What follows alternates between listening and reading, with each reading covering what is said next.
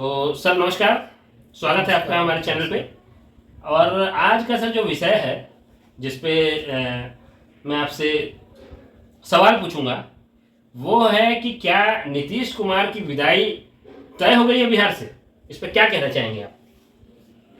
हाँ, ये तो समाचार पत्रों के माध्यम से ये न्यूज आ ही रहा है और खुद नीतीश कुमार ने भी बोला है कि उन्हें ये चौथे सदन में जाने का इच्छा रखते हैं, तो उनकी इच्छा को पूर्ति के लिए ये किया जा रहा है।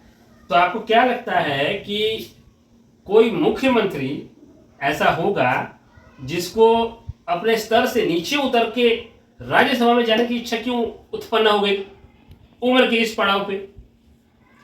ऐसा नहीं है कि वो अपने पद से नीचे के पद को ग्रहण कर रहे हैं।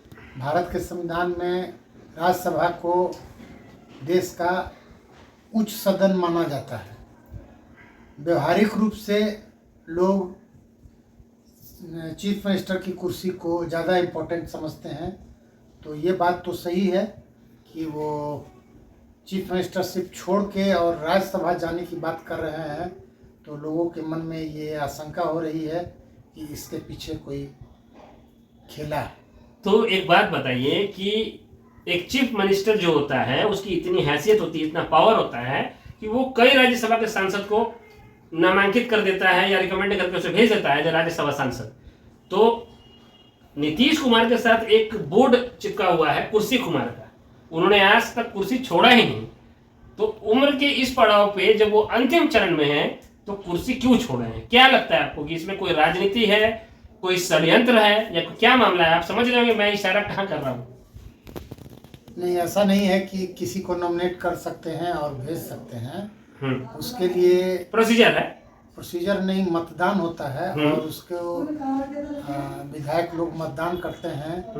जैसे कि 243 सदस्यीय विधानसभा बिहार का है, उसमें किसी एक राज्यसभा के विजयी उम्मीदवार के लिए 41 मत चाहिए और 41 मत, इनकी संख्या 85 है, इनकी दल के सदस्यों की संख्या 85 है।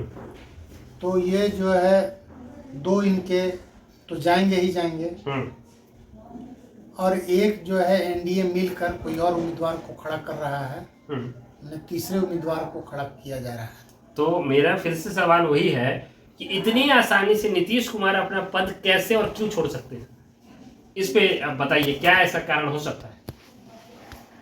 मुझे इसके 2-3 कारण समझ में आता है कि जैसा कि लोगों में चर्चा है कि उनका स्वास्थ्य ठीक नहीं है और एक पूर्णतः स्वस्थ व्यक्ति को राजनीति में रहने से, खास करके चीफ मिनिस्टर के कुर्सी पर रहने से विकास के कार्य और सुरक्षा के कार्य और सारी जो जिम्मेवारियां हैं वो संपूर्ण ढंग से हो सकती है।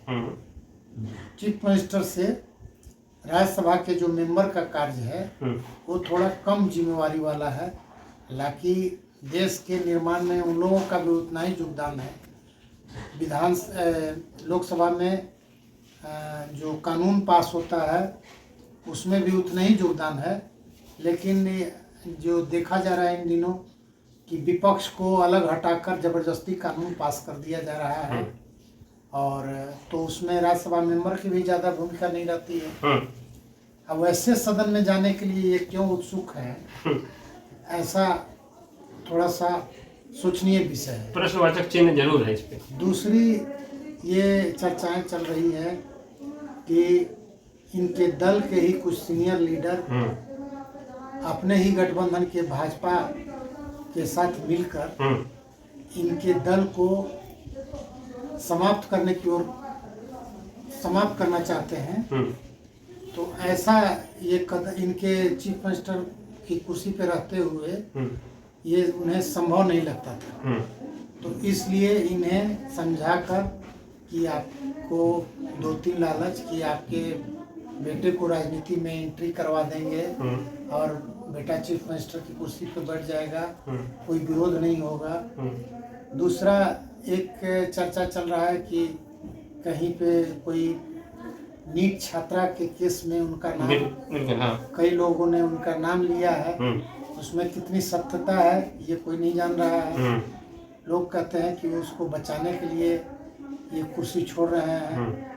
बहुत से लोगों का ये भी मानना है कि राज्य में बहुत से घोटाले हुए हैं जिनको कि अपने सहयोगी सत्ता पक्ष के भाजपा द्वारा उसे दबाया गया था, उसको उजागर करने की धमकी देकर इन्हें ऐसा किया जा रहा है। मतलब कुल मिलाकर इस बात से आप सहमत हैं कि कहीं ना कहीं नीतीश कुमार का जो युग समाप्त हो रहा है उसमें कहीं ना कहीं षड्यंत्र तो है?